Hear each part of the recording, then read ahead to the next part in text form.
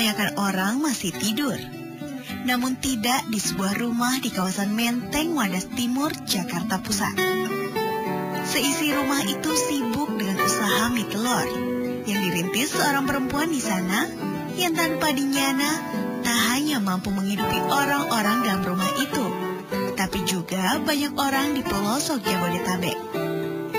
Nama perempuan itu Mary. Mulai produksi itu jam 2 sampai jam 7, setengah 8 pagi. Jadi orang-orang pada mulai ngambil itu ada yang mulai dari setengah 4 itu udah banyak yang ngambil. Kan ada yang datangnya pagi-pagi, ada yang siang jam 7 gitu. Kalau yang pagi-pagi kalau kesiangan sedikit aja udah nggak mau pada terima akhirnya.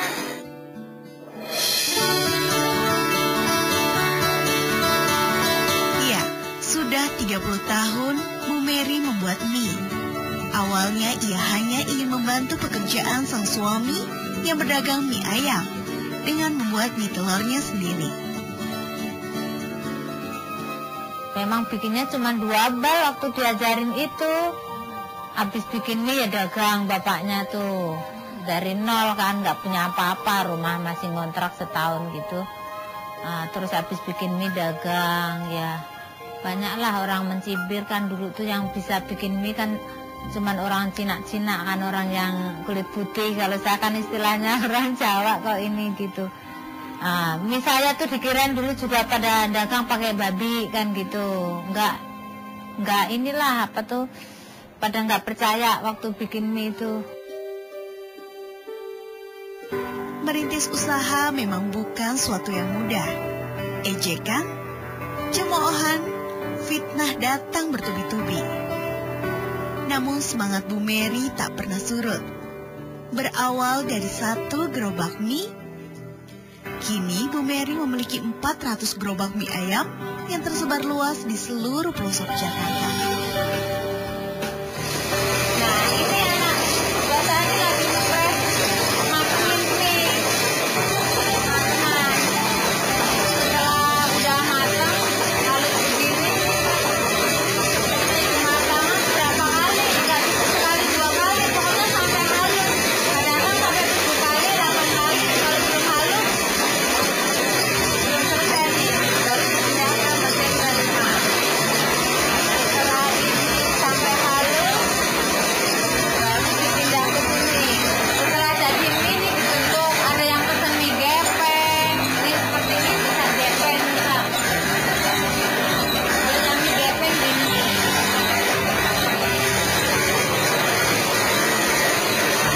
Bisa dibentuk mie gepeng gini.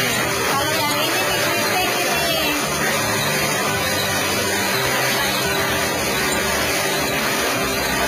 Selesai ini dipotong, ditimbang. Ini suami saya lagi nimbangin mie.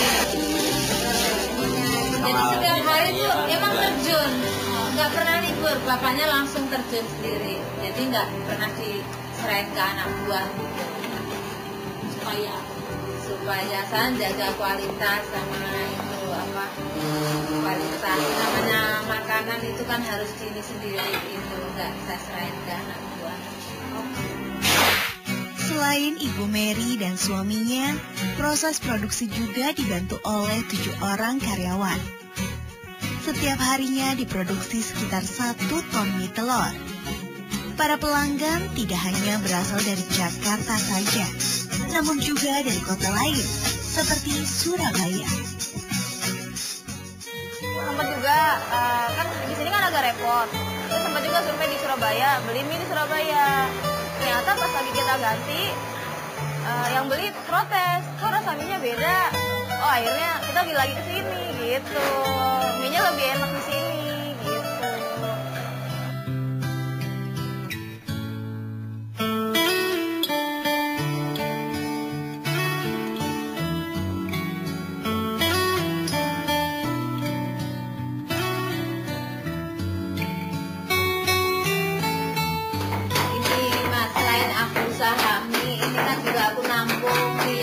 Daripada kos.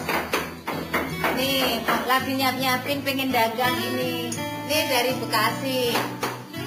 Dari Bekasi juga pada kos tinggal sini dagang. Kalau pagi ini nyiapin buat dagang.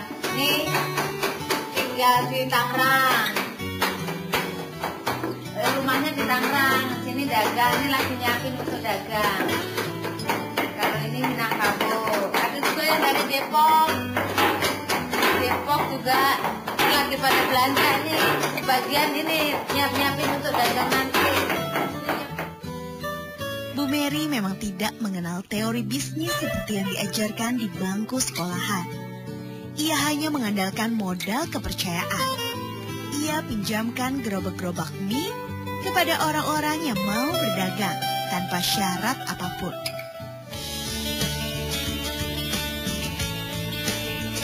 Gak apa-apa, itu kan namanya aku tuh ikhlas. Kalau ikhlas itu berkah gitu. Saya nolong apa, selain itu juga ngurangi pengangguran apa. Soalnya aku merasa aku sendiri pendidikan gak tinggi, tapi alhamdulillah kan akhirnya berkah kan, berkembang sampai ke anak saya tak bukain cabang juga, bikin ini di Pamulang sana. Nih ikut aku nih lama, saya ajarin. Akhirnya ini mah nggak malu-malu Pak, perempuan juga kadang dorong sampai Jalan Tegal sana namanya mau ini. Akhirnya maju juga, bisa punya rumah, motor banyak nih. Ini contohnya nih perempuan nih. Punya gerobak sekarang saya ada 400 gerobak.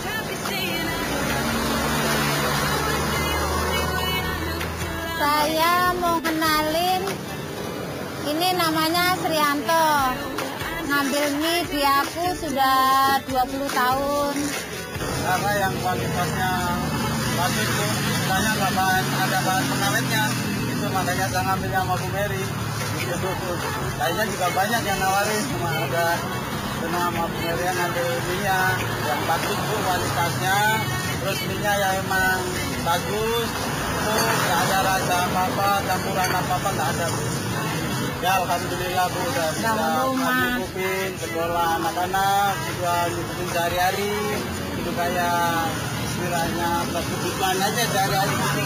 Udah bangun rumah, punya motor, punya. Bersyukur pada Yang Maha Kuasa. Hanya itu yang Bu Mary lakukan untuk mengungkapkan rasa terima kasih atas semua rahmat dan berkah yang diterimanya. Ya, karena Bu Mary tak pernah bermimpi usahanya akan berkembang sebesar ini.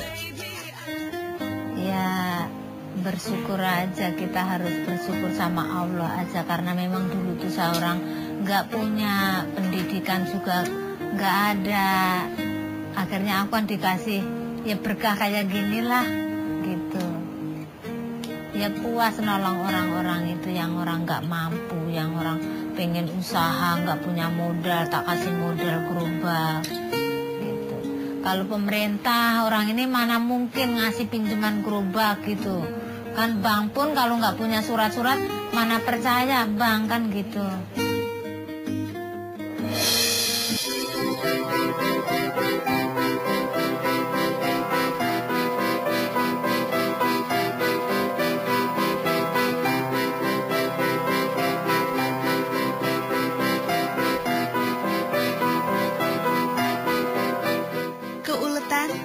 Ketekunan jadi kunci kesuksesan Ibu Mary. Perempuan yang hanya lulusan SMP ini juga tak suka membuang kesempatan. Ruko yang ia bangun pun digunakan sebagai tempat usaha toko kelontong dan salon kecantikan.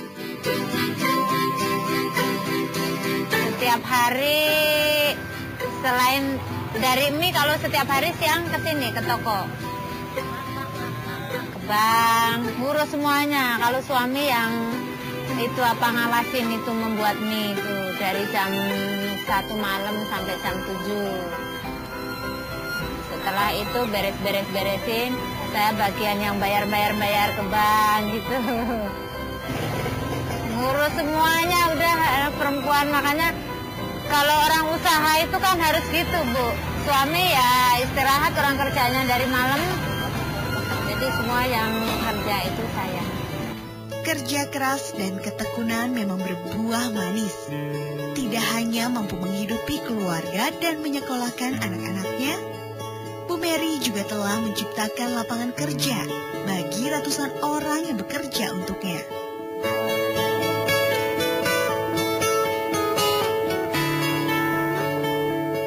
Atas pencapaian beliau, Bu Mary telah mendapatkan sejumlah penghargaan wirausaha, salah satunya penghargaan dari Menteri Koperasi di tahun 2006 sebagai salah satu tokoh yang berjasa mengurangi pengangguran di Jakarta.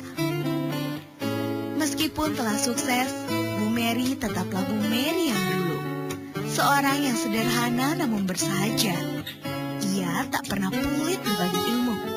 Rahasia mie buatannya ternyata dibagikan pada orang-orang yang haus pengetahuan, seperti ibu-ibu yang di sekitar rumahnya. Nah, ibu-ibu, kita sudah kumpul. Sini kita mau ngajarin bikin mie.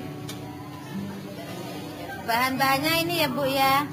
Nah, ini terus ibu-ibu kita bikin mie tuh gak cuma harus bikin mie yang biasa aja. Kita bisa bikin mie hijau pakai sayur bayam.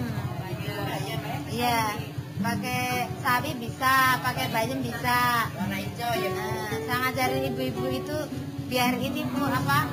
Nggak harus beli. Ibu kan bisa bikin di rumah sendiri gitu. Biar sehat. Pakai telur Bu. Terus ini telurnya bisa telur bebek, bisa telur ayam biasa. Nah, terus caranya ini kita blender kalau bikin mie hijau.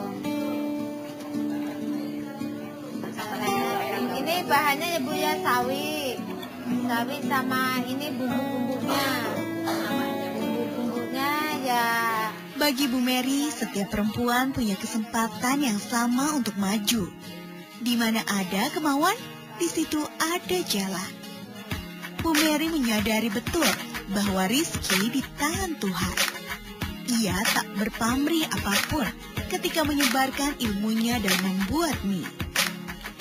Bu Mary hanya ingin warga di sekitar rumahnya sukses, atau paling tidak terangkat perekonomiannya. Menurut Bu Mary, hidupnya terasa jauh lebih bahagia jika bermakna untuk orang lain.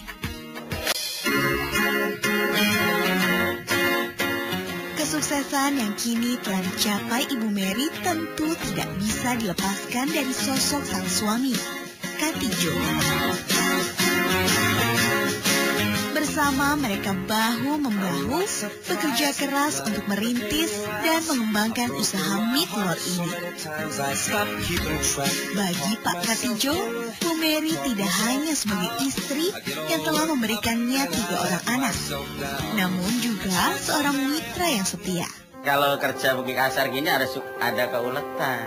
Kalau emang dia siang kerjanya. Kalau malam ya nggak tiap hari mau ngawasin lah, namanya orang perempuan kan tenaganya ya beda. Iya.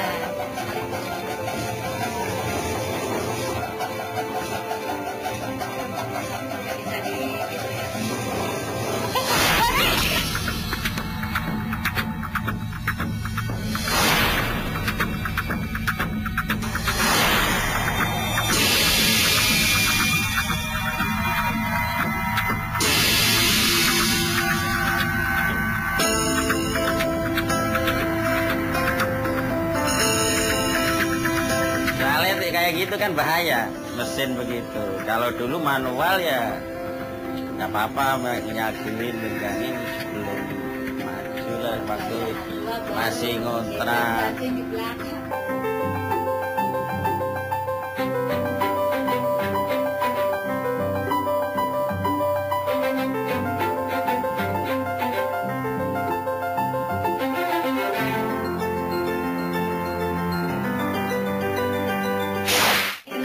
Anak saya yang pertama yang bisa nerusin usaha bapaknya. Ini buka usaha dari tahun 2005 di Pamulang. Dari bujang sampai sekarang udah punya istri. Ini kenalin istrinya. Terus ini cucu saya. Nah, ini nanti yang bisa nerusin ini usaha bapaknya ini. Dari Bujang ini alhamdulillah di sana juga udah maju untuk ngembangin ke wilayah Banten. Awal-awalnya sih tadinya saya nyari pengalaman dulu keluar dari sekolah kan. Ya soal pengalaman akhirnya ya mungkin tidak cukup, ya udah bapak menawarkan untuk sini, udah saya ngikutin. Kalau bangga ya bangga sekali ya. Misalnya ya dari mungkin dulu sekolahnya nggak terlalu tinggi gitu ya kan. Makanya kayak kita yang sekarang sekolah tinggi-tinggi belum tentu kayak orang tua saya. Ngembangin usaha ini kalau bisa sampai ke anak cucu.